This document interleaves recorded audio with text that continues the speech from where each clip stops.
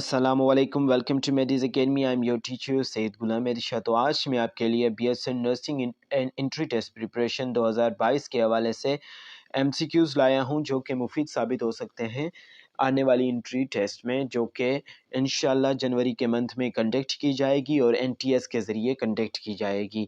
ये एडमिशन्स अभी तक अनाउंस नहीं हुई, जो कि directorate of nursing Sindh Karachi की जानिब से अनाउंस होती हैं एवरी ईयर नवंबर में, लेकिन नवंबर में अभी तक इनकी एडवर्टाइजमेंट यानी कि एडमिशन्स ये अभी तक नहीं आई।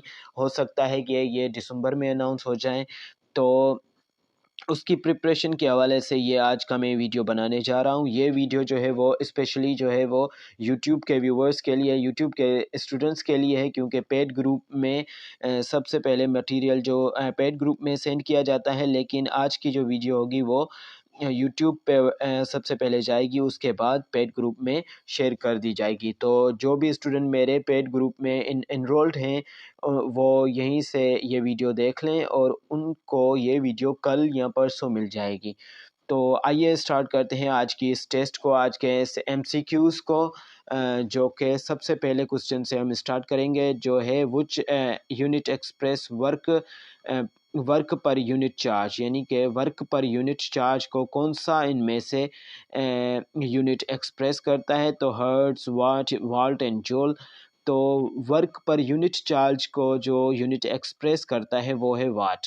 तो उसके बाद नेक्स्ट क्वेश्चन की जानिब बढ़ेंगे। नेक्स्ट जो क्वेश्चन है वो है number 2, sum of all forms of molecular energies, sum of all forms of molecular energies in a thermodynamic system, यानी कि एक थर्मोडाइनमिक सिस्टम में sum of all form of molecular energies, यानी कि सारी मोलिकुलर एनर्जीज का सम किस चीज़ को कहा जाता है एक थर्मोडाइनमिक सिस्टम में।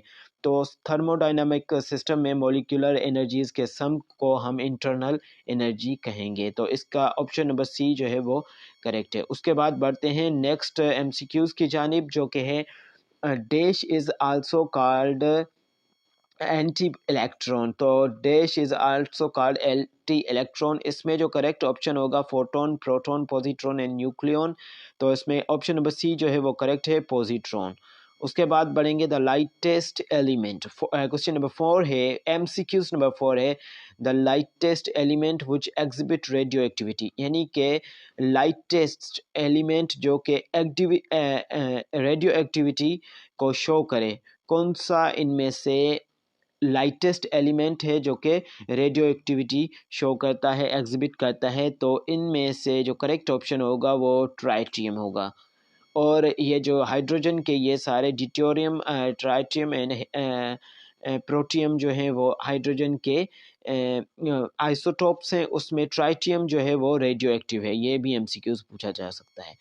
तो उसके बाद बढ़ेंगे which pair includes a vector and a scalar quantity respectively, यानी कि नीचे जो पेयर्स दिए हुए हैं इनमें से रिस्पेक्टिवली वेक्टर क्वांटिटी और स्केलर क्वांटिटी कौन सी है। तो हम देखेंगे option number A power and speed, option number B तो इसमें जो है वो वर्क एंड पोटेंशियल एनर्जी, उसके बाद डिस्प्लेसमेंट और एक्सेलरेशन, तो ये भी नहीं होगा। फोर्स एंड काइनेटिक एनर्जी, ये भी नहीं होगा। तो इसमें ऑप्शन नंबर ए जो है वो करेक्ट है, power and speed. Question number 6 की जानिब बढ़ेंगे, जो कि है most abundant salt of sodium in nature is, यानी कि सोडियम का सबसे ज़्यादा पाया जाने वाला साल्ट कौन सा है, नमक कौन सा है नेचर में। तो NaNO3, Na2CO3, NaOH, NaCl, जो कि करेक्ट ऑप्शन होगा NaCl। इसे सोडियम नाइट्रेट भी, सोडियम क्लोराइड भी कहा जाता है, एंड इसे टेबल साल्ट भी कहा जाता है, और इसे रॉक साल्ट भी कहा जाता है, और इसे कॉमन साल्ट भी कहा जाता है। ये इनके नाम हैं जो कि घुमा फिरा के एनटीएस पूछ सकती है आपसे। उसके बाद amount of solute present in given amount of solvent, यानी कि सॉल्वेंट में मौजूद जो अमाउंट होगी सोल्यूट की, उससे हम क्या कहेंगे। तो उससे डायरेक्टली ये क्वेश्चन पढ़ने की ज़रूरत नहीं है, कॉन्सेंट्रेशन ही कहेंगे। उसके बाद all amino acids contain functional group, यानी कि अमाइनो एसिड्स जो होते हैं उनमें फंक्शनल ग्रुप कौन सा होता है, तो इनमें NH2 जो है वो फंक्शनल ग्रुप होता है। उसके बाद बढ़ेंगे नेक्स्ट क्वेश्चन की जानिब। Alanine, lysine lysine and tryp क्या है, tryptophan, sorry it's pronunciation mistake, but tryptophan जो है वो क्या होते हैं, ये तीनों क्या हैं, तो कार्बोहाइड्रेट बिल्कुल भी नहीं है, लिपिड्स भी नहीं है, एंजाइम्स भी नहीं है। लास्ट ऑप्शन जो है इसमें करेक्ट है, अमाइनो एसिड्स हैं ये। एलिनाइन, लाइसिन एंड ट्राइप्टोफेन जो है वो अमाइनो एसिड्स हैं। उसके बाद pyruvic acid is an end product of, तो end product of Krebs cycle oxidation, तो यहाँ पे ग्लाइकोलाइट्स जो है इसमें करेक्ट ऑप्शन होगा। तो इसका ऑप्शन नंबर ए जो है वो है ग्लाइकोलाइटिस, ग्लाइकोसिस या ग्लाइकोलाइटिस, ये आप कर लें, मुझसे शायद स्पेलिंग मिस्टेक हो चुकी है यहाँ पे।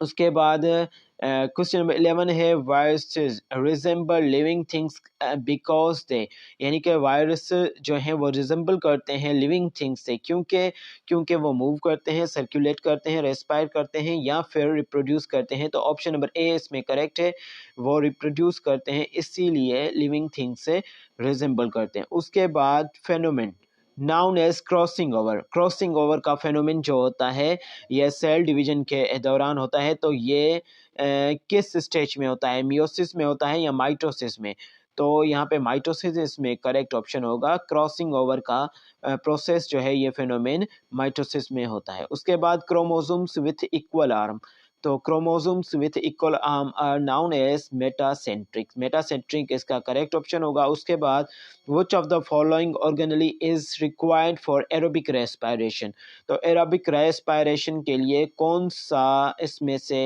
जो है वो रिक्वायर होगा ऑर्गेनली, तो इसमें माइटोकॉन्ड्रिया है वो रिक्वायर होगा एरोबिक रेस्पायरेशन के लिए। उसके बाद which of the following is not function of cell membrane, नीचे दिए हुए फंक्शंस में से सेल मेम्ब्रेन का फंक्शन कौन सा नहीं है, तो cellular respiration, protein synthesize, regulation of molecules and protection of cytoplasm.